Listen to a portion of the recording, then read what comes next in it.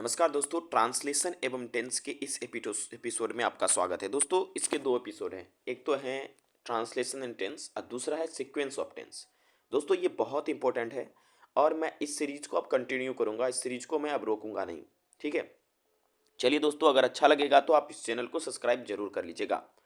देखिए दोस्तों, ट्रांसलेशन अर्थात अनुवाद करना एक कला है। जी हाँ दोस्तों, ट्रांसलेशन एक कला है। ठीक है, एक भाषा के वाक्य को दूसरी भाषा में रूपांतरण करना। जब मेरे पास एक कोई लैंग्वेज होता है, उसको जब दूसरे लैंग्वेज में हम रूपांतरण करते हैं, उसी को ट्रांसलेशन कहते हैं या अनुवाद कहते हैं। तो आपको समझ में आ गया ट्रांसलेशन किसे कहते हैं। जब एक भाषा को हम दूसरे भाषा में अनुवाद करते हैं, तब उसे ट्रांसलेशन किया जाता है। दोस्तों, अधिकांश हिंदी भाषाओं का हिंदी वाक्यों का अंग्रेजी में अनुवाद करना बहुत कठिन कार्य प्रतीत होता है। जब आप हिंदी वाक्यों को अंग्रेजी में बनाते दोस्तों, बहुत कठिन लगता है आपको, क्योंकि अंग्रेजी एक विदेशी भाषा है और अधिकांश छात्रों द्वारा अंग्रेजी का अध्ययन मात्र परीक्षा पास करने हेतु किया जाता है। रटकर अंग्रेजी की परीक्षा पास तो कर ली, लेकिन अंग्रेजी से हमेशा भय बना रहा। यानी कह रहे हैं कि देखो, आप किसी तरह से तो रट कर किसी भी प्रकार से आप अंग्रेजी पास करते हो, लेकिन जीवन भर आपको इसका टेंशन बना रहता है। लेकिन दोस्तों, आपको इस वीडियो के बाद ये टेंशन नहीं रहेगा, ये टेंशन दूर हो जाएगा। लेकिन आपको इस वीडियो को अंत तक देखना होगा, इसके सीरीज को देखना होगा। दोस्तों, आपका SC गुप्ता सर का कंप्लीट सीरीज मैंने अभी शुरू किया है। बहुत सारा वीडियो मैंने डाला है, आप जरूर देखिए। तो चलिए हम लोग स्टार्ट करते, कुछ सरल तरीका से आपको अवगत कराते हैं, जिससे आप ट्रांसलेशन को बहुत आसानी वे में बना सकते हैं। अच्छा, अनुवाद करते वक्त में किन किन बातों पर ध्यान देना पड़ता है। देखिए, जब आप अनुवाद करते हैं तो उसमें आपके आवश्यकता क्या है। तो आपको पार्ट्स ऑफ स्पीच का नॉलेज होना चाहिए। पार्ट्स ऑफ स्पीच में जैसे सब्जेक्ट क्या है ये नॉलेज होना चाहिए, वर्ब क्या है ये नॉलेज होना चाहिए, ऑब्जेक्ट क्या है इसका भी नॉलेज होना चाहिए, एडवर्ब क्या है ये भी नॉलेज होना चाहिए, और प्रीपोजिशन की भी पहचान आपको आनी चाहिए।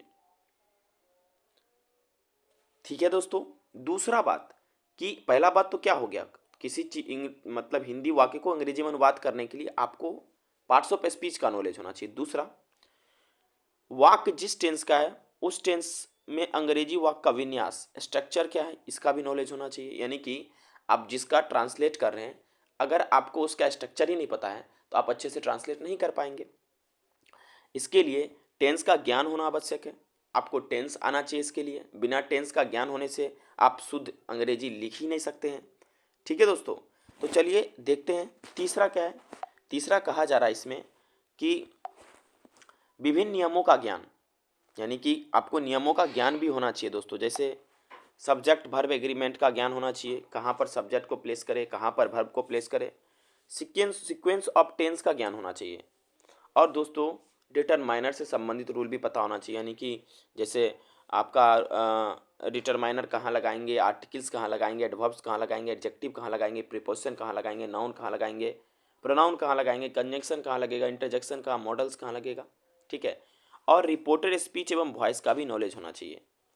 इसके अलावा दोस्तों, आपको सेंटेंसेस में सिंपल, कंपाउंड, कॉम्प्लेक्स एक्सेट्रा बनाने भी आना चाहिए। अच्छा देखो, अब ये आप सोचोगे सर अगर इतना ज्ञान हो ही जाएगा तो फिर ट्रांसलेट करना तो बहुत आसान हो जाएगा। जी हाँ दोस्तों, आपको मैं उसी का तरीका भी सिखाऊंगा यहाँ पर। ठीक है, तो चलिए सबसे पहले दोस्तों हम समझते हैं वन बाय वन करके। सबसे पहले ये समझेंगे कि सब्जेक्ट, वर्ब, ऑब्जेक्ट और प्रीपोजिशन, इसकी पहचान कैसे की जाए। कैसे वाक्य में हम पता कर लेंगे ये सब्जेक्ट है, ये वर्ब है, ये ऑब्जेक्ट है, ये प्रीपोजिशन है। चलिए दोस्तों स्टार्ट करते हैं। देखिए दोस्तों, सब्जेक्ट यानी कर्ता की पहचान एवं स्थिति कैसे पता करेंगे। देखिए, कहा जा रहा है किसी भी वाक्य में सब्जेक्ट कर्म को करने वाला होता है। वाक्य में जो भी कार्य को करने वाला है वही सब्जेक्ट है। यानी सब्जेक्ट कैसे पहचानेंगे, कर्ता को कैसे पहचानेंगे। तो दोस्तों, सब्जेक्ट कह रहे हैं सिंपल भाषा में, ये कुछ काम करता है, कुछ कर्म करता है। जैसे आप और हम हैं, हमारा और आपका क्या है, कर्म है पढ़ना। ठीक है, हम एक टीचर है तो हमारा कर्म है पढ़ाना, आप एक छात्र है आपका कर्म है पढ़ना। ठीक है, साधारण हिंदी वाक्यों के अंत में शब्द में वाक्य के अंत में है या हूँ है, हो तो इत्यादि आता है, तो इससे पहले वाला शब्द जो वास्तव में वाक्य की क्रिया है, से कौन, किसने, किन्होंने जैसे प्रश्न करने पर जो उत्तर आता है वही उस वाक्य का सब्जेक्ट होता है। दोस्तों, क्या कह रहे हैं कि देखिए, आप जब कोई भी सामान्य वाक्य देखते हैं उसके अंत में है लगा रहता है या हूँ लगा रहता है या था लगा रहता है। तो उसके जस्ट पहले वाले शब्द यानी है के पहले वाले शब्द कौन है, खेलता। इससे अगर हम प्रश्न पूछे कौन करके, किसने करके या किन्होंने करके, तो जो उत्तर मिलता है वही सब्जेक्ट होता है।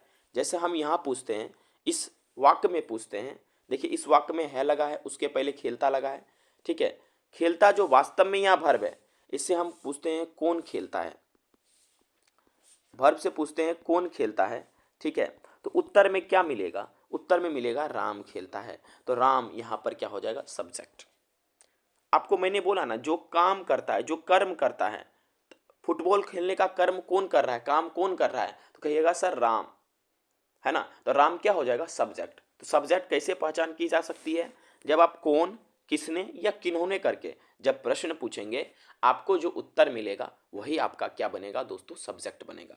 ठीक है, इस पॉइंट को नोट करते जाइएगा।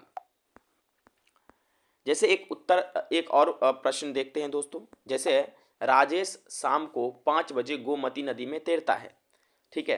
तो इस वाक्य के अंत में है लगा है, इससे पहले तैरता है, तैरता जो कि आपका वर्ब है दोस्तों, ठीक है। हम इससे पूछते हैं कि कौन तैरता है, क्योंकि हमने आपको समझाया कि कौन, किसने, इस तरह से क्या क्या करके हम पूछ के प्रश्न कर सकते हैं, तो हमें सब्जेक्ट मिलेगा कौन, किसने और किन्होंने। तो इस वाक्य में हम पूछते हैं कि कौन तैरता है, तो उत्तर जो मिलेगा तो हमें मिलेगा राजेश, ठीक है। क्या उत्तर मिलेगा, तो राजेश। तो राजेश यहाँ क्या हो जाएगा, सब्जेक्ट। तो आई होप इस तरह से आप सब्जेक्ट को पहचान कर सकते हैं, ठीक है। समझ में आया कि नहीं।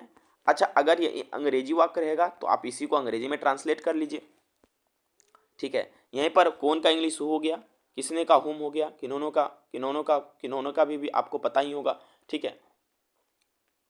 ठीक है दोस्तों, देखो सबसे पहले आपको आगे भी मैं बताऊंगा कौन, किसने और किन्होंने का ये तीनों का मैं आपको बताऊंगा। फिलहाल अभी आप हिंदी ही जानिए, कौन, किसने और किन्होंने, ये 3 चीज़ आप जानिए। अगर इससे आप प्रश्न पूछते हैं, आपको जो उत्तर मिलता है सब्जेक्ट होता है। और दूसरा एंट्री क्या है कि जो उस पूरे वाक्य में काम करता है कुछ, ठीक है, जिससे कुछ मेहनत करवाया जाता है या कोई मेहनत जो करता है वही सब्जेक्ट होता है। जैसे मैं पढ़ाता हूँ, तो सब्जेक्ट कौन है यहाँ पर, मैं। आप पढ़ते हैं, सब्जेक्ट कौन है, आप, ठीक है। देखिए आगे आप बात करते हैं आपसे वर्ब क्रिया की पहचान कैसे कर सकते हैं और इसकी स्थिति क्या है, ध्यान से समझिएगा। देखिए किसी भी वाक्य का वर्ब एक महत्वपूर्ण भाग होता है, इसके बिना वाक्य आगे नहीं बढ़ सकता है। जैसे एक गाड़ी है, उसका इंजन सब्जेक्ट हुआ, ठीक है, यानी कि उसका जो इंजन हुआ सब्जेक्ट हुआ, उसका जो बोगी है वो वर्ब होता है। तो वर्ब के बिना वाक्य अधूरा होता है, संभव ही नहीं है दोस्तों। जब हिंदी वाक्य के अंत में है, हूँ इत्यादि लगा रहता है, तो उससे पहले वाला शब्द वर्ब होता है, ठीक है। जैसे खेलता और तैरता वर्ब होता है। सामान्य रूप से समझिए, जिस वाक्य के अंत में ता लगा रहता है वो वर्ब होता है। खेल या ना लगा रहता है, खेलना, कूदना, उठना, बैठना, है ना। या जिससे आपको ऐसा अनुभव होगा कि हमारा बॉडी मूव कर रहा है, या जिससे कुछ फीलिंग्स का अनुभव होगा, उसे आप वर्ब कह सकते हैं, है ना। अब हम आपको बताते हैं ऑब्जेक्ट की स्थिति। ऑब्जेक्ट यानी कर्म, कर्म की पहचान एवं स्थिति। देखिए हिंदी वाक्य में सब्जेक्ट एवं वर्ब की पहचान करने के बाद आपको वर्ब से कहाँ, किसको, किसने करने से जो प्रश्न करने पर उत्तर मिलता है वही ऑब्जेक्ट होता है, यानी कर्म होता है। बहुत अच्छा, हमने वहां पर 3 प्रश्न पूछा तो हमें सब्जेक्ट मिला। कौन कौन सा प्रश्न पूछा, तो 3 प्रश्न में था हमारा कौन, किसने और किन्होंने। ये प्रश्न जब पूछा तो सब्जेक्ट मिला। अब दोस्तों कहाँ, किसको और किनको करके जब प्रश्न पूछेंगे तो दोस्तों जो उत्तर मिलेगा वही हमारा ऑब्जेक्ट होगा। दोस्तों ऊपर वाले वाक्य में था राम फुटबॉल खेलता है, तो हम इससे प्रश्न पूछते हैं कि क्या करके प्रश्न पूछते हैं, तो क्या करके भी पूछा जा सकता है। खेलता से क्या करके जब प्रश्न पूछेंगे तो ऑब्जेक्ट मिलेगा, तो हम कहेंगे राम क्या खेलता है, तो उत्तर मिलेगा फुटबॉल। अब दूसरे वाक्य में तैरना वाला था, है ना, कि राजेश शाम को 5 बजे गोमती नदी में तैरता है। तो यहां पर दोस्तों हम प्रश्न पूछेंगे कि कहां पर तैरा जाता है, तो गोमती नदी में, तो ऑब्जेक्ट हो गया। क्लियर है दोस्तों। समझ में आया? तो आप सब्जेक्ट, वर्ब और ऑब्जेक्ट तीनों की पहचान और स्थिति समझ गए। आई होप आपको ये समझ में आया होगा। ठीक है दोस्तों, अब आगे बात करते हैं टेंस की पहचान एवं स्ट्रक्चर ऑफ सेंटेंस। देखिए, हिंदी वाक्य को अंग्रेजी में ट्रांसलेट करने हेतु हमें वाक्य के टेंस को पहचान कर उसके वाक्य विन्यास के अनुसार हिंदी वाक्य के विभिन्न भागों को अंग्रेजी शब्दों में लिखना चाहिए। यानी कि टेंस का अगर हम स्थिति पहचान ले तो हम उसे आसानी से लिख सकते हैं। जैसे अभी एक एग्जाम्पल के तौर पे आप समझिए, अभी सिर्फ आपको बेसिक बताया जा रहा है। बेसिक जो है, बेसिक दोस्तों अगर आप सीख लेंगे तो आई होप आप बहुत अच्छा कर पाएंगे। जैसे राम फुटबॉल खेल रहा है, तो यहाँ पर दोस्तों अगर आप गौर से देखेंगे तो यहाँ यह प्रेजेंट कंटिन्यूअस का वाक्य है।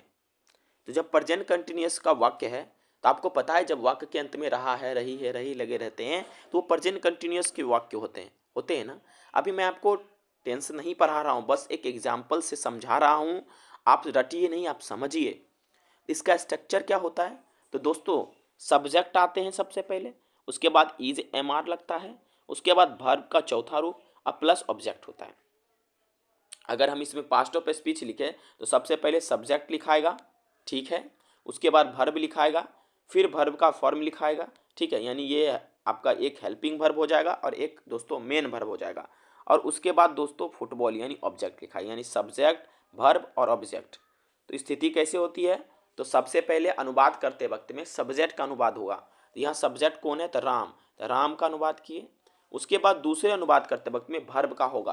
तो यहाँ पर दोस्तों है, रहा है, तो रहा है पूरा के ले लेंगे तो रहा है का होगा इज प्लेइंग। जैसे पूरा आप ले लीजिए, खेल रहा है, पूरा लीजिएगा तो इज प्लेइंग हो जाएगा, ठीक है। या ऐसे सोचिए, है का इंग्लिश इज लिख दीजिए और खेल रहा का लिख दीजिए प्लेइंग। तो सबसे पहले सब्जेक्ट लिखे, उसके बाद वर्ब, उसके बाद क्या खेल रहा है? तो फुटबॉल, तो राम इज प्लेइंग फुटबॉल, यानी ऑब्जेक्ट सबसे लास्ट में लिए, ठीक है। तो सबसे पहले ट्रांसलेट राम को किए, उसके बाद है को किए, उसके बाद खेल रहा को, और सबसे अंतिम में ऑब्जेक्ट को ट्रांसलेट किए, ठीक है दोस्तों। तो हो गया Ram is playing football. I hope आपको ये समझ में आया होगा दोस्तों, ठीक है। इसी प्रकार दोस्तों रमेश ने किताब लिखी। तो सबसे पहले दोस्तों यहाँ देखिए, ये पास्ट इंडेफिनिट का वाक्य लिखी या लिखी थी, ये पास्ट में चला जाएगा। जब पास्ट में देखिए, पहले स्ट्रक्चर हम देखते हैं, क्या सब्जेक्ट प्लस वर्ब का दूसरा रूप प्लस ऑब्जेक्ट। तो सबसे पहले ट्रांसलेट किसको करेंगे? सबसे पहले रमेश को, तो रमेश लिख दिए, ठीक है। उसके बाद जो है दोस्तों लिखी, लिखी का क्या होगा? रॉट। लिखी का राइट का दूसरा रूप क्या होता है? रोट, ठीक है। और एक किताब का क्या होगा? A book. आपको एक एग्जाम्पल बताया जा रहा है किस तरह से, पहले सब्जेक्ट, फिर वर्ब, फिर ऑब्जेक्ट। लेकिन दोस्तों यहाँ पर दोस्तों एक चीज देखिएगा, सब्जेक्ट आया, वर्ब आया, उसके बाद बीच में आर्टिकल भी आया, है ना, तब ऑब्जेक्ट का बुक लिए। क्योंकि दोस्तों आपको पता है कि नाउन या प्रोनाउन के पहले, मैंने आपको बताया था ना कि नाउन या प्रोनाउन के पहले अगर वो सिंगुलर है तो आर्टिकल ए और एन का प्रयोग होता है। तो यहाँ पर दोस्तों हमने आर्टिकल का प्रयोग किया। क्लियर है बात? आई होप आप ये समझ पा रहे होंगे, ठीक है। तो आपको कुछ अभी पढ़ा नहीं रहे हैं, बस कुछ आपको जनरल रूल्स दिखा रहे हैं कि किन किन बातों पर ध्यान हमें रखना होता है दोस्तों, ठीक है। इसी तरह से सरल वाक्यों का अंग्रेजी अनुवाद उक्त हिसाब से किया जा सकता है। अन्य प्रकार के वाक्यों का अनुवाद करते वक्त हमें अंग्रेजी भाषा के एस्पेक्ट्स और रूल का ज्ञान होना चाहिए। हमें रटना नहीं चाहिए, बल्कि हमें दोस्तों अभ्यास करते रहना चाहिए, ठीक है। तो दोस्तों आज जो है, आज के लिए इतना ही होगा, ठीक है। अगले वीडियो में पार्ट 2 में, यानी इसका डे 2 में मैं आपको यहाँ से पढ़ाऊँगा नोट वाले शब्दों से, ठीक है। Thank you very much for watching this video.